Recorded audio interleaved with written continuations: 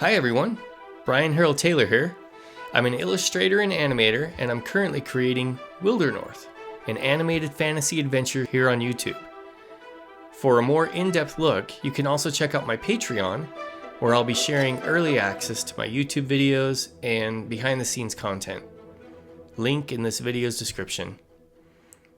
So today, I thought I'd briefly talk about WILDERNORTH and do a bit of a lore drop to give audiences a bit of the world building behind this story I'm telling.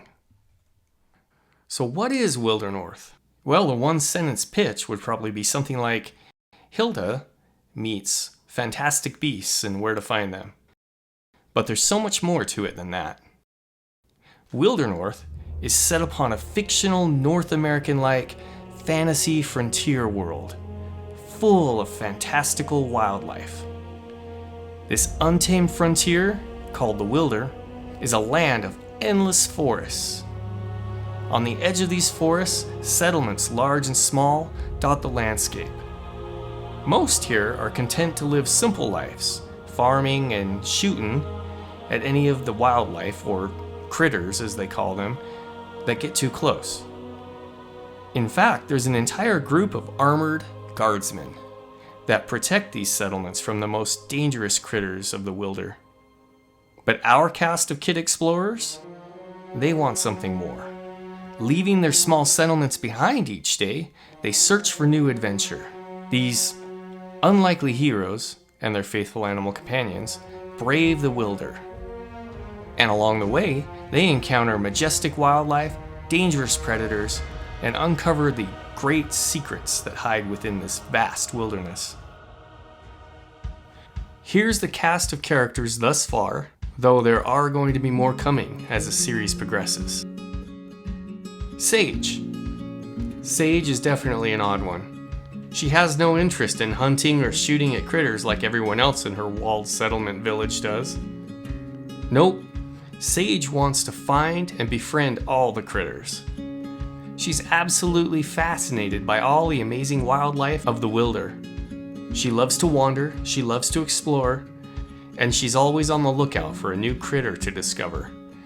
With her overactive imagination and boundless enthusiasm, the Wilder represents endless possibility to Sage. Anything could be out there, just waiting to be discovered.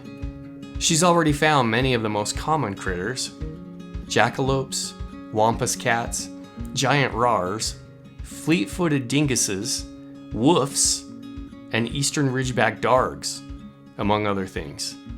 Sage sketches and records everything inside of her little field journal: behaviors, diet, footprints, and facts about each one. You see, she has this crazy gift, an intuitive knack for finding wildlife easily. She just always seems to know where to look. And strangely enough, she usually ends up making friends with all of it too. But is this ability of hers just a knack for finding critters? Or could it be something much more? Woof. Sage's best critter friend is a large yet sheepish woof, which she has unoriginally named Woof. Lonely and without a pack to call his own, Woof loyally follows along with Sage on her many adventures exploring the Wilder. If only he could be braver while doing so. With his keen senses, he tries very hard to help Sage as she searches for new critters, while also trying not to eat any that they may find along the way. Chase. Then there's Chase, the greatest huntsman to ever live. Well, actually that was his father, but that's pretty much the same thing, right? Or he believes so anyways. Chase thinks he knows it all, despite only being slightly older than Sage. Living at his father's lodge, out in the Wilder, he runs into Sage all the time while out on her many adventures. He usually ends up finding himself helping her out too, along for the journey, whether he likes it or not. Having lived his whole life in the Wilder, Chase has tracked or hunted every critter around, and finds Sage's desire to discover new ones pretty naive. After all, everything's already been found, right? Bush dragon. What Sage wants to find more than any other critter is a bush dragon. Her late father used to tell her old tales about them. Bedtime stories to help her fall asleep. They're said to be helpful critters, even protectors. The old tales are filled with stories of bush dragons rescuing people from predators, or helping a lost child in need. Of all the hard-to-find critters in the wilder, they're the most elusive. In fact, they're so elusive that you won't find one unless it wants to be found. Or so the old stories say. They can literally be almost anywhere, behind any tree, bush, or rock of sufficient size, hiding just barely out of sight. Sage believes she may have found evidence of one from time to time, and even thinks she might have actually caught a glimpse of one once or twice, though she can't be sure. Did she really see what she thought she saw, or was it all just her overactive imagination? My why. So I've always loved coming up with my own worlds and stories. I've been doing it since I was a kid. I'm a big Star Wars fan, and what I love most about Star Wars is the idea that George Lucas made it all up. Same thing with creators like Miyazaki, C.S. Lewis, or J.R.R. Tolkien, or any of those other classic fantasy tales. I wanted to create my own made-up world, one based on the things that I loved as a kid and still love as an adult. Things like nature, majestic wildlife, and spooky stories, combining them all with elements I love from sci-fi and fantasy in a way that, hopefully, could thrill audiences.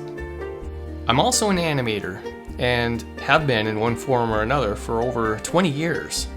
What I dig about animation is that you can bring anything to life if you can just draw it. Though I'm sure it'd be far simpler to just write WILDERNORTH as a novel, what truly excites me is the idea of not just telling the story, but showing you all what it looks like. Plus, I get to draw awesome character designs for all the critters. I've always envisioned it as an animated movie more than anything else, complete with a musical score. Believe me, I even know what the music would sound like, or even who would do it. Yeah, I've spent way too much time developing this. The character arcs, themes, designs, ideas, and everything else. But what really excites me now is that we're finally living in a time where I might actually be able to create it. Never before has animation been as accessible as it is now. And with the animation industry in its current troubled state, I figured I'd use this time between jobs to work on something that I've always wanted to do, but didn't think was possible. Sure, it could ultimately help me find work as well. That's part of the reason for this. But mostly, I'm just enthralled by the opportunity to figure out how I can make WILDERNORTH a reality. Well, there you go. A little bit about WILDERNORTH and the world and characters. Let me know if there's anything else you'd like to know, and maybe I can put it in a future video.